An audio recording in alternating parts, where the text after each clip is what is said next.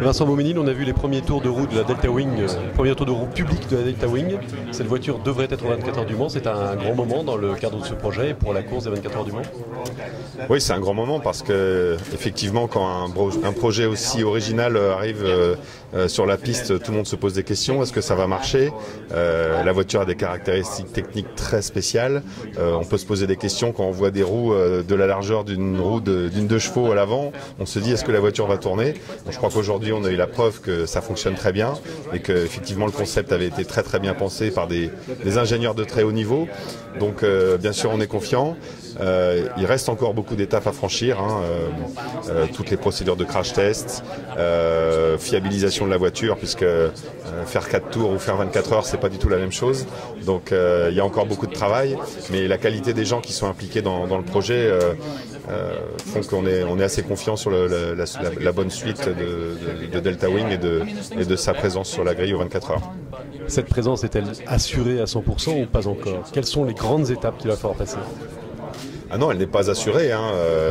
Clairement, le staff de Delta Wing sait parfaitement toutes les conditions qu'il doit remplir pour venir aux 24 heures du Mans.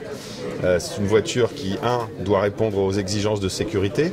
Même si aujourd'hui le projet est très avancé, il y a encore des process officiels à franchir avec la FIA, entre autres, ce que je disais, crash tests, etc. Donc nous, on a un besoin impératif d'avoir ces garanties-là, donc toutes les normes de sécurité. Ensuite, il y a un niveau de performance qui a été défini entre eux et nous pour que la voiture s'intègre bien dans le reste du plateau. Et puis évidemment aussi des garanties sur la fiabilité de la voiture,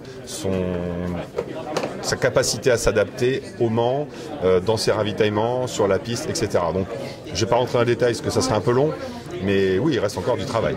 Une fois de plus, avec cette voiture, les 24 heures du Mans prouvent que ça a encore un laboratoire pour la haute technologie automobile. Oui, je crois que l'idée du 56e stand qui est apparu il y a 1 an et demi maintenant, c'était de pouvoir aller encore plus loin que ce qu'on a fait jusqu'à présent. C'est-à-dire qu'aujourd'hui, déjà, notre règlement permet à des grands constructeurs de venir démontrer ce qu'ils savent faire en termes de technologie sur une course aussi prestigieuse que les 24 heures du Mans. Maintenant, on voulait aussi avoir un moyen de montrer ce que pourrait être le futur. Donc cette voiture n'est pas dans le classement puisque sportivement et techniquement, elle ne répond pas aux mêmes critères que les autres concurrents.